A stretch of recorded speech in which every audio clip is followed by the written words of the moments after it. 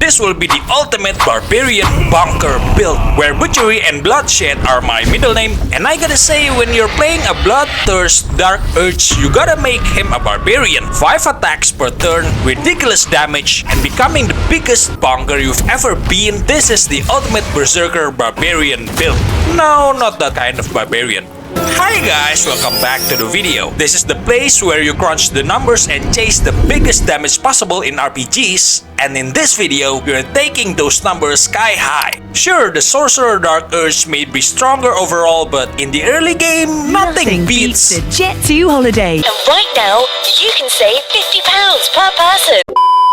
In the early game, nothing beats a barbarian, a true weapon of mass destruction, driven by insatiable thirst of blood, just like the lore describes him. And to get the complete package, all you need is 5 levels in barbarian and it's already stacked. At level 2, you get reckless attack as built-in insurance for your hits and rage for the bonus damage, not to mention its physical resistance. At level 3, Berserker gets even more unfair, gaining an extra attack a full 2 levels earlier than everyone else. At level 4, pick up Great Weapon Master, and that plus 10 damage is basically landing an extra hit every time, and thanks to reckless attack, barbarians abuse it way better than fighters ever could. Then comes level 5, 3 attacks per turn, you become an absolute demon, and honestly this is all you need to completely streamroll Act 1. To be honest, this is my favorite power spike. At this point you're already the ultimate bunker, but how do you take it even further?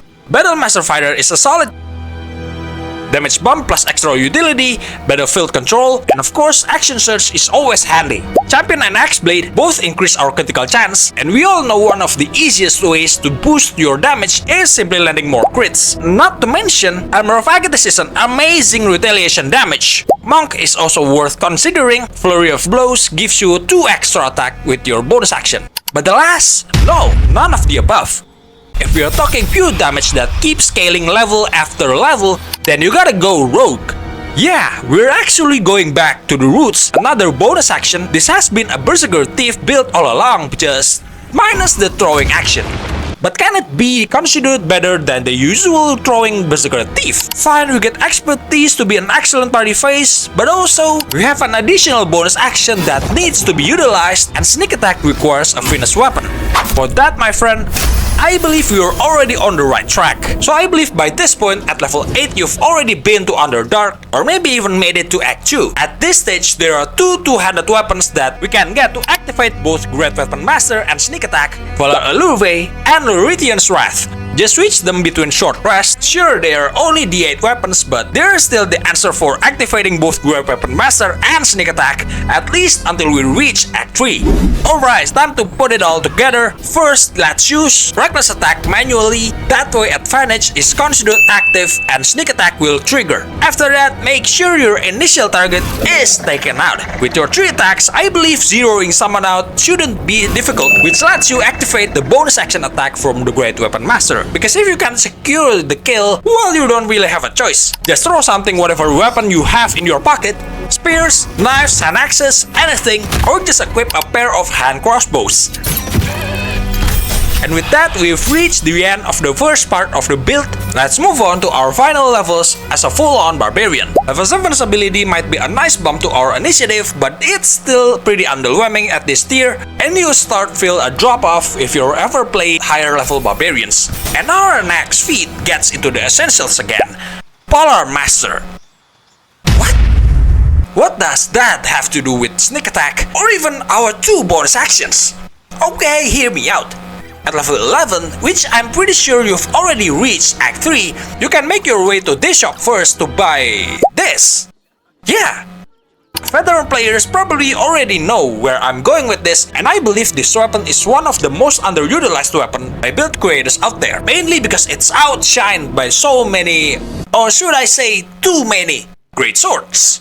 I don't know why Larian keeps making great swords in this game, and maybe Dancing Breeze, a 2-handed weapon with the finesse property, is the reason why. With this, you can activate Sneak Attack, Great Weapon Master Feat, Polar Master Feat, even your additional bonus action and your reaction. So at this point you've already have up to 5 attempts to attack, well, hoping the enemies will actually approach and attack you instead of your allies. And last but not least, the trickiest and probably the most overlooked ability, Brutal Critical.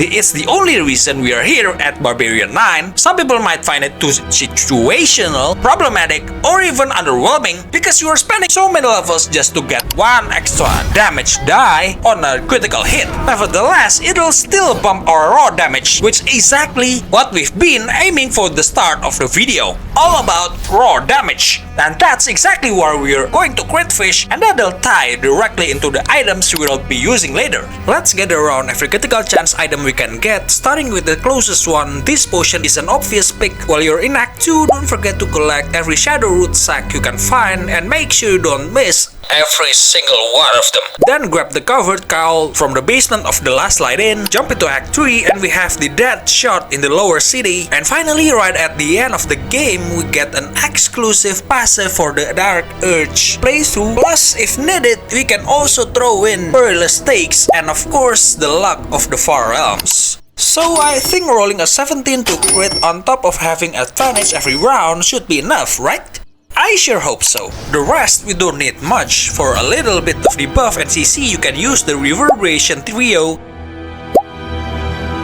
or just add in whatever that can further boost our damage, followed by our weapon progression through Acts 1, 2, and 3, and we're good to go. Back to character creation screen, let's max out Con for more HP, Dex for initiative, combined with Feral Instinct, we're pretty much guaranteed to go first, so you can drop it to 0 and put those points into Charisma. Who knows, maybe you're playing this build as your Thief or the Dark Urge and you can become an excellent party face with your skill checks boosted by Rogue's expertise. As for strength, well, you have two options here. You can leave it at 8 and attack with dexterity instead, since we're already using finesse weapons. This way also gives you more points to invest elsewhere. Or you can keep this build strength based by starting with 17 strength, then use Ethel's Hair and Potion of Everlasting Vigor to reach 20 strength. And yes, going with 17 strength has always been my preference. And lastly, if you're building around melee critical hits, Half Orc is the obvious pick with savage attacks. It feels like a no-brainer, especially with the Dark Urge background. I mean, look at him. Compared to the Dragonborn Dark Urge who looks more cunning and calculated, the Half-Orc just screams violence, way more intimidating and far more ferocious. Alas, we might think this is the perfect melee combatant, but no matter how good a martial melee build is, it'll always outshine by casters or anything that dips into caster classes, what we usually call gishish. I finished the game with this build once and I barely scratched that last rat dragon at the end on top of the Nether Brain. But when it comes to toe-to-toe melee combat against foot soldiers, this build is the answer. Just like the title says, this is the true wreaking havoc combatant, the bloodthirsty Dark Urge, ready to tear through your next playthrough. Thank you for sticking till the end. That's all I've got. I'll see you next time.